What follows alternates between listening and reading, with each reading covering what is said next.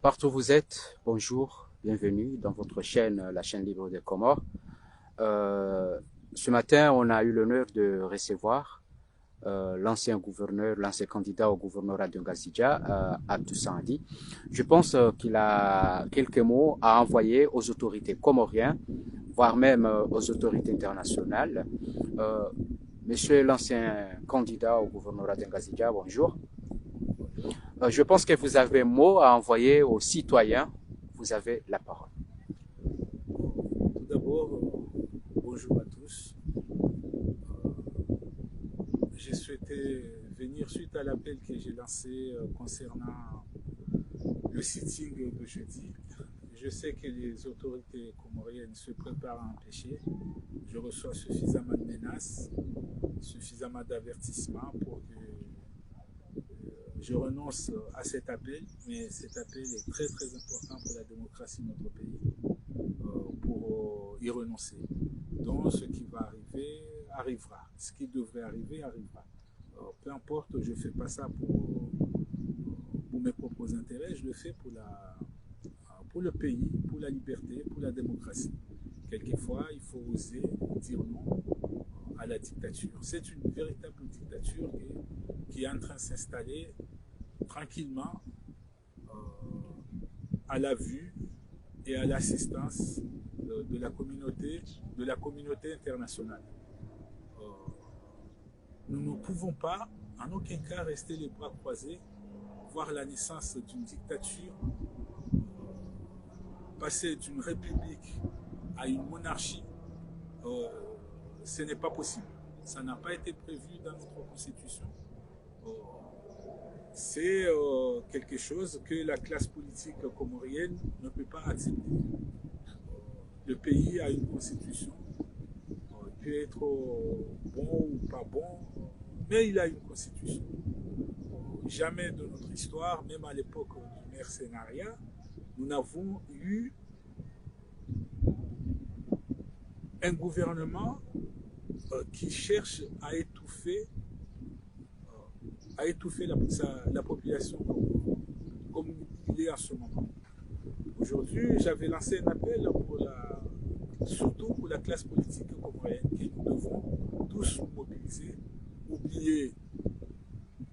oublier nos querelles et oublier nos divergences politiques pour la nation. La nation, je considère que la nation comorienne est en danger. La démocratie est en danger, la vie est en danger,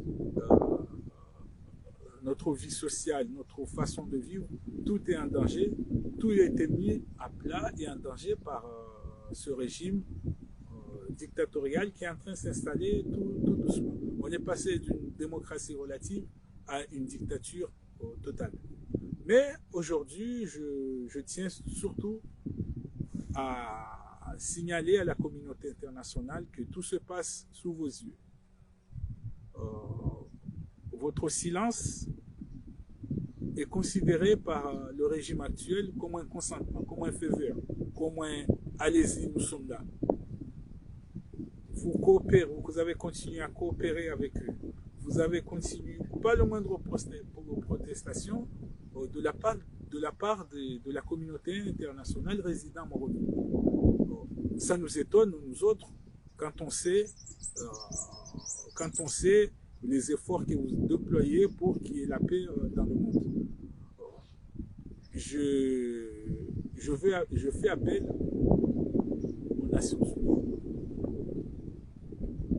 à l'Union européenne, ainsi qu'à toutes les représentations diplomatiques de notre présence sur notre territoire. C'est un appel pacifique. Ce n'est pas un appel pour le désordre public. Non, non. On veut juste protester pacifiquement à la place de l'indépendance pour dire au régime actuel que nous ne sommes pas d'accord. Nous ne voulons pas de monarchie. On ne peut pas se transmettre le pouvoir entre père et fils, entre mère et fille, entre tonton et neveu. Le pouvoir comorien doit rester démocratique, il doit rester au service du peuple. Mais là où je veux vraiment insister, c'est auprès des autorités françaises ici sur place. J'attends de dire par-ci, par-là, que la France n'a pas dit ceci, la France n'a pas condamné ceci. C'est ce que le régime actuel utilise comme argument pour continuer ses exactions envers la société. Mais cette fois, d'après les informations que je détiens, l'armée comorienne va intervenir pour empêcher le sitting. Et quand l'armée comorienne intervient, il y a des morts, il y a toujours des morts. Parce que c'est une armée qui n'est pas équipée pour faire face à la foule. Même s'il n'y aura pas de foule, même si on est 2 personnes, mais on sera là, mais on n'est pas préparé, l'armée comorienne n'est pas équipée pour être confrontée à une foule. C'est pour ça qu'à chaque fois, l'armée est confrontée à la population, il tue. Il ne possède pas de balles en caoutchouc, ni de balles blancs, mais il n'a que des balles réelles. Moi, je veux que les diplomates ici présents au Comores rappellent au régime en place que utiliser des armes létales contre la population est un crime contre l'humanité. Passible devant la Cour pénale internationale de la Ligue. Il faut rappeler ça aux autorités comoriennes qu'ils ne peuvent pas sans cesse. Il y a une police pour ça. Il y a une police pour ça. Ils n'ont pas à envoyer l'armée face à la population. D'après moi, ce que je détiens, d'après les informations que je détiens, le délégué à la défense, M. Bello, a déjà, sous l'option de faire intervenir l'armée, notamment la milice GIPN, contre le sitting, est déjà sur la table. Et ça, la communauté internationale le sait. Notamment l'ambassade de France le sait. L'Union européenne le sait. Les autres représentations diplomatiques le savent. Donc, nous, ce qu'on leur demande, c'est une demande, non pas un ordre, ni un devoir à leur égard, mais nous leur demandons d'intervenir auprès de l'État comorien, de ne plus utiliser d'armes létales contre la population civile. Ça, c'est l'objet de l'appel d'aujourd'hui. Que si jamais, moi, personnellement, il m'arrive quelque chose, je me réserve le droit, si je suis encore vivant, ou je demanderai à mes proches de porter plainte contre la communauté internationale et contre le régime azali devant la Cour pénale internationale. Parce que je sais qu'ils se préparent à intervenir et ils n'ont pas d'armes autres que des armes létales. Donc ils vont tuer. Ils ont tué, ils ont osé envoyer des militaires armés dans un stade où il y avait une foule qui n'avait même pas l'intention de faire de troubles à l'ordre public. Ils ont armé des jeunes qui n'avaient pas du tout d'expérience pour faire face à une foule. Résultat, nous avons eu un mort. C'est ce qui risque de se passer à nouveau. Et vous le savez. Alors je vous demande, s'il vous plaît, je vous demande de parler à votre régime auquel vous cautionnez, parce que vous avez cautionné Azali. Vous avez cautionné Azali. Je demande à ce que vous lui demandiez de ne pas armer de fusils avec des balles réelles face à l'hypothétique foule qui pourrait être présent le 15 août. Pardon, vous le savez très bien que la communauté internationale, il y a des limites aux actes ou bien au pouvoir d'un pays. Ils n'ont pas le droit de rentrer dans les actes internes d'un pays. Vous pensiez que par rapport au décret rédigé, déclaré, publié par le président de la République en attribuant certains pouvoirs à son secrétaire général, est-ce que vous pensez que la communauté internationale a une voix qui pourra faire retourner ce décret des deux La deuxième question que j'ai voulu vous poser, est-ce qu'en ce moment qu'on parle, est-ce que vous avez déjà demandé l'autorisation à la préfecture, puisque normalement, si vous voulez faire un sitting ou bien une manifestation, la plupart du temps, on nous demande toujours de demander une autorisation. Et si l'autorisation ne vous y a pas attribuée, est-ce que vous allez organiser ce sitting? Ils doivent... le président n'a pas... Il n'a pas transféré tous ses pouvoirs au secrétaire général. Il a transféré avant tout à son fils. Il y a eu des secrétaires généraux dans ce pays. Beaucoup plus de secrétaires généraux n'ont jamais reçu autant de pouvoir comme l'est son fils actuellement. Donc on considère que ce n'est pas un transfert de pouvoir ou de compétences au secrétaire général. Non, c'est un transfert. C'est la mise sous tutelle de l'État à son fils. Comment peut-on comprendre que le président, c'est vrai, ça peut s'expliquer, il n'est jamais là. Le président n'est jamais là, donc il a besoin de quelqu'un pour gouverner le pays.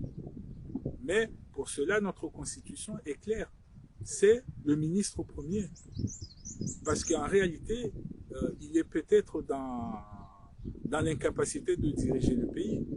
Quelqu'un qui dirige un pays et qui n'est jamais là, ça commence à poser des questions sur son état réel, son état de santé réel.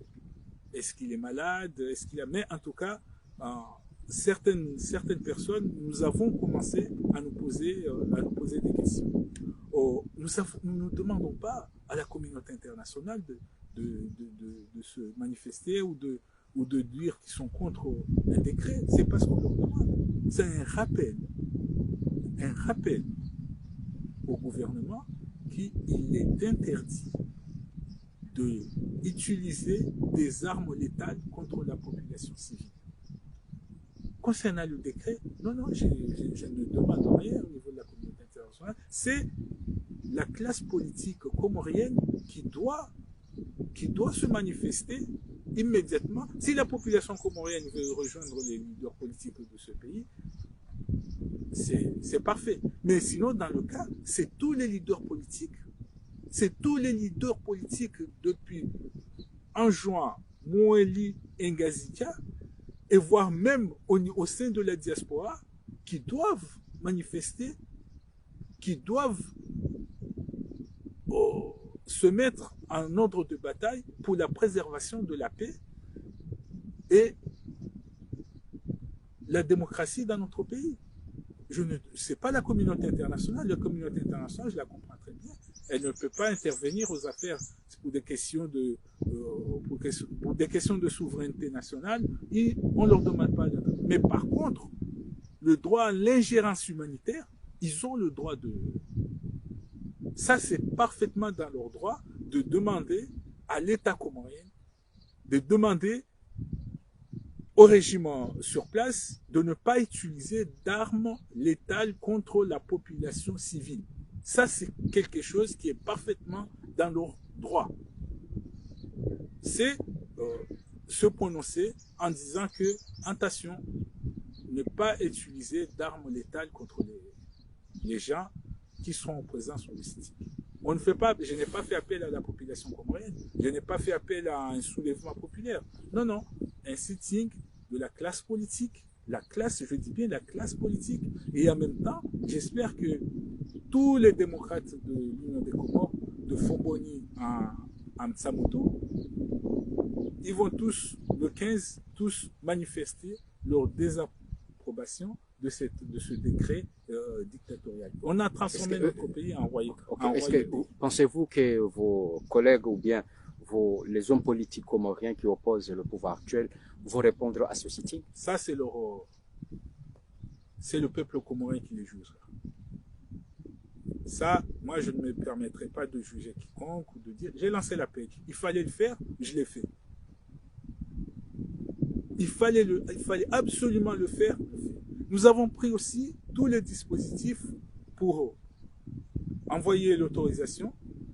Nous avons fait tout ce qui est légalement pour nous permettre, nous sommes en train de faire pour permettre à une autorisation et pour que ça se passe bien. nous n'appelons pas à un confrontement entre la population contre le régime. Non, non. Nous sommes contre un décret. Et on veut la paix au pays. On veut qu'on se prépare. Maintenant, le passé, c'est le passé. Il y a eu des élections contestables, mais ils ont été validés par la Cour suprême, et légalement, ce qui a été validé par la Cour suprême ne peut pas être annulé. On peut le comprendre. Mais par contre, les élections législatives, nous prenons par précaution toutes les mesures nécessaires pour que cela se passe.